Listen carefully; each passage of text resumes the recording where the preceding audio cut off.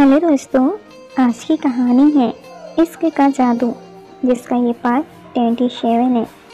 अगर आपको ये कहानी पसंद आती तो प्लीज़ इसे लाइक कीजिए, शेयर कीजिए और आप मेरे चैनल पर नए हैं तो प्लीज़ इस चैनल को सब्सक्राइब कीजिए। राजवीर, अब तुम मेरे घर जाऊंगी और मेरे लिए एक नया सूट लेकर आऊंगी। परी गुस्सा करती हुई वहाँ से निकल जाती हैं और बाहर बालकनी में आकर चुटकी बजाती हैं और उसके हाथ में राजवीर का सूट आ जाता है और उसे लेकर उसके केबिन में जाती हैं। राजवीर, मैंने कहा था ना मुझे नए कपड़े चाहिए, तुम गई नहीं अभी तक। परी कपड़े उसको पकड़ाती हुई, लीजिए सर। कपड़े देखकर राजवीर हैरान हो जाता है। राजवीर, नामुमकिन, तुम इतनी जल्दी जाकर वापस भी आ गई। तुम्हें गए 2 मिनट भी नहीं हुए। परी सच्ची सच्ची बताओ, किसके कपड़े चुरा कर लाई हो। परी, तुम्हारे ही कपड़े पहचानते नहीं हो क्या?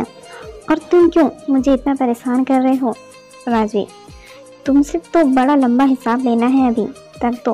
अच्छा, अब आगे का काम सुनो। सामने डेस्क पर से पेपर और पेन लो और मेरे बारे में 10 बहुत ही अच्छी प्यारी प्यारी बातें लिखो और उसके बाद नीचे कार के पास जाकर मेरा वेट करो। हमें डॉक्टर के पास चलना है और अगर मना करने का तुम सोच रही हो तो 2 करोड़ रुपए रेडी कर लेना। परी गुस्से में हंसती हुई, बिल्कुल भी नहीं, आप जैसा चाहेंगे वैसा ही होगा। धीरे से, बंदर कहीं का। राजीव, क्या हुआ, कुछ बोला तुमने? परी, कुछ नहीं, मैं कार के पास जाकर तुम्हारा वेट कर रही हूँ, आ जाना। थोड़ी देर के बाद राजवीर नीचे जाता है। उसके बाद डॉक्टर से मिलने के लिए निकल जाते हैं। परी, तुमने मुझे बताया नहीं, तुम मुझे डॉक्टर के पास क्यों लेके जा रहे हो? राजवीर, तुम्हें याद नहीं, तुमने पापा के सामने अपनी बीमारी होने का झूठ बोला था, तो तुम्हारा मेरे साथ चलना जरूरी है। उसके बाद परी और राजवीर एक दूसरे से मुंह फेर कर चुपचाप बैठे रहते हैं और पूरे रास्ते किसी से बात नहीं करते। सुमित आगे कांच में से यह सब देख रहा होता है। उसे उन दोनों का इस तरह चुपचाप बैठना अच्छा नहीं लगता और वह चलाकर जोर से गाड़ी टर्न करता है और परी एकदम से राजवीर पर आकर गिर जाती है। परी का सर खिड़की के कांच पर लगने ही वाला होता है कि राजवीर उसे अपने दोनों हाथों से पकड़कर खींच लेता है। राजवीर, परी तुम ठीक तो हो ना? परी अपने आप को संभालती हुई, हाँ मैं बिल्कुल ठीक हूँ, और राजवीर से अलग होकर दूर बैठने लगती हैं। तभी परी के बाल राजवीर के शर्ट के ऊपर वाले बटन में फंस जाते हैं। राजवीर, रुको, मैं निकाल लेता हूँ। परी, नहीं, तुम रहने दो, मैं अपने आप सुलझा लूँगी। परी राजवीर के करीब आकर उसकी शर्ट में से अपने बाल सुलझाने लगती है और राजवीर परी को बस गौर से देखता रहता है। राजवीर अपने मन में, पता नहीं परी क्या है ऐसा तुम में कि अपने आप को तुम्हारे पास आने से रोक नहीं पाता हूँ। तभी सुमित गाड़ी रोकता है। बॉस, क्लिनिक आ गया है। राजवीर, परी तुम यहीं सुमित के साथ बैठो, मैं डॉक्टर के पास जाकर आता हूँ। राजवीर के वहाँ से जाने के बाद सुमित परी से बात करता है।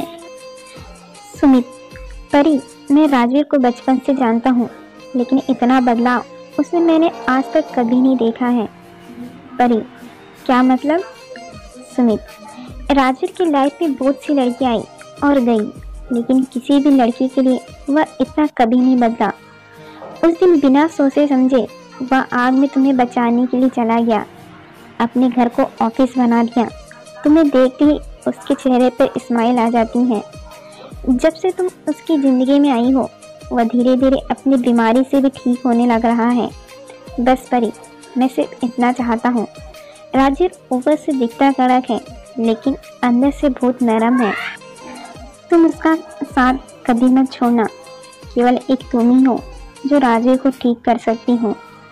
परी, तुम इसे ठीक करने के लिए और क्या कर सकती हूँ? सुमित, बहुत ही सिंपल है। बॉस पर गुस्सा मत हो, उन्हें हमेशा स्माइल करवाओ, उनकी तारीफ करो, और भी बहुत सारी चीज़ें हैं जिससे बॉस खुश हो जाए। परी, तारीफ और उसकी कभी नहीं। सुमित, देखो परी, तुमने बोला था तुम मदद करूंगी राजवीर की इस बीमारी से ठीक होने में। अगली सुबह राजवीर अपनी केबिन में आता है और वहाँ का नज़ारा देखकर चौंक जाता है। परी ने पूरे केबिन को फ्लावर से सजा रखा था। हर तरह उसकी अच्छी खुशबू वाले कैंडल जले हुए थे। राजवीर, ये सब क्या है परी? मेरे अच्छे खासे केबिन को गार्डन बनाकर रख दिया तुमने। और यह कैंडल क्यों जला रखे? क्या दिन में आग लगाना चाहती हो क्या? परी प्यार से, कैसा लग रहा है यह सब? अच्छा लग रहा है ना?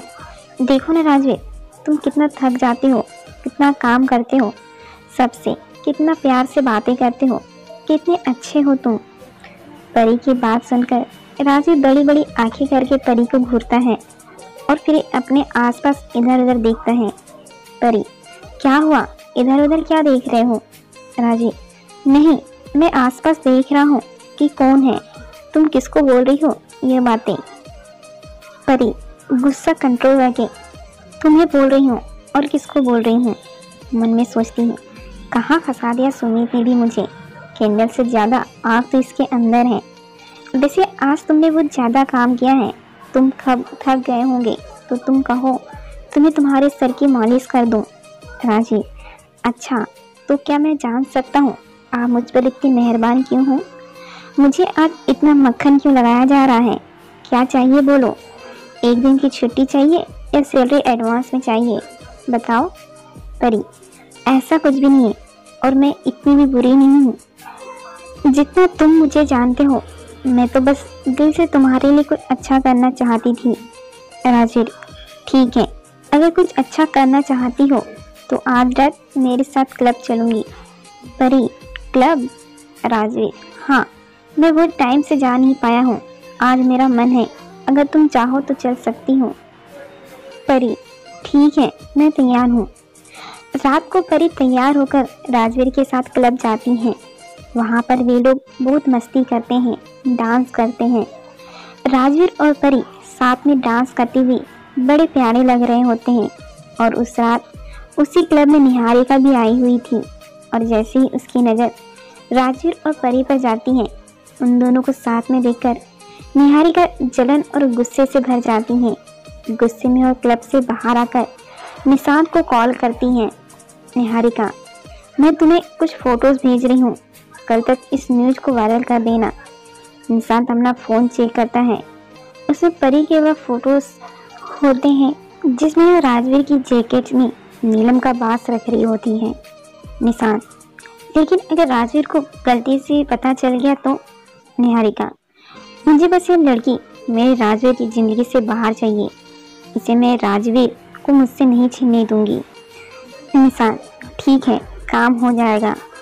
और निशांत परी की उन फोटोज़ के साथ शेखावत कंपनी से चोरी हुआ बहुत ही कीमती पत्थर, उसे चुराने वाली और कोई नहीं, शेखावत कंपनी के सीईओ की सेक्रेटरी है, यह लिखकर डाल देता है।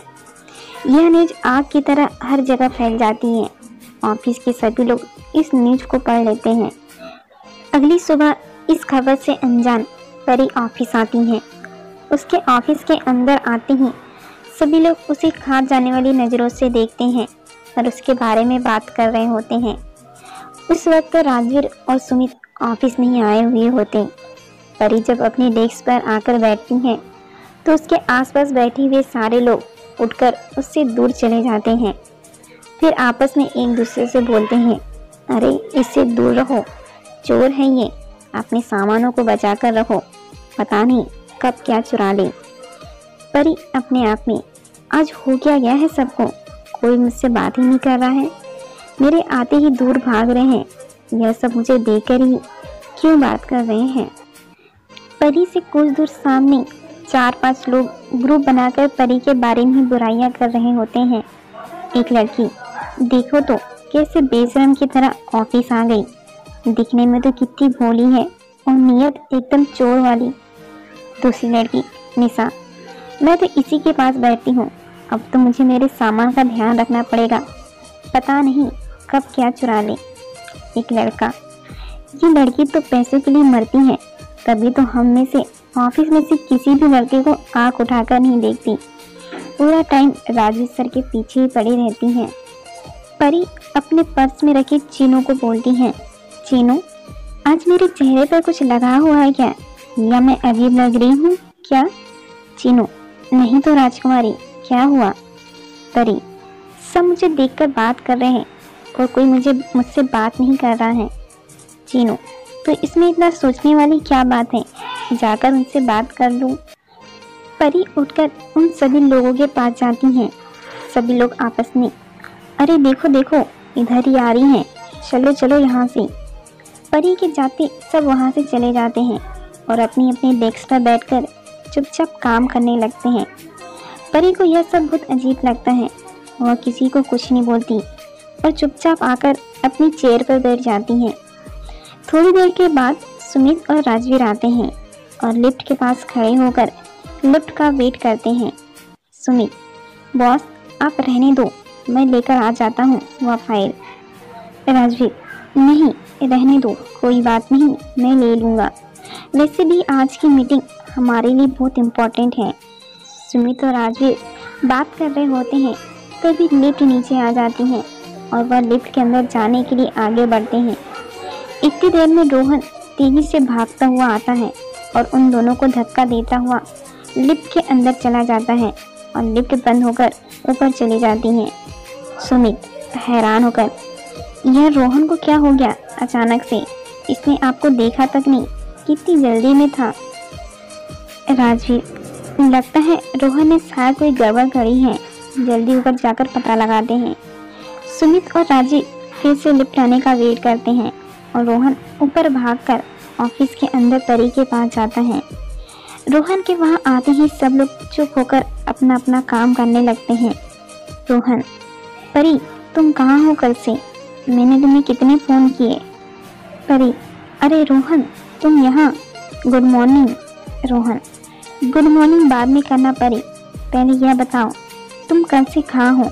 तुम मेरा फ़ोन क्यों नहीं उठा रही? परी, कल मैं वो मेरा फ़ोन मैंने देखा नहीं, क्या हुआ? रोहन, मुझे तुमसे कुछ बात करनी है। परी, हाँ बोलो ना। रोहन, यहाँ नहीं, चलो मेरे साथ। परी, पर कहाँ? रोहन, तुम चलो तो सही।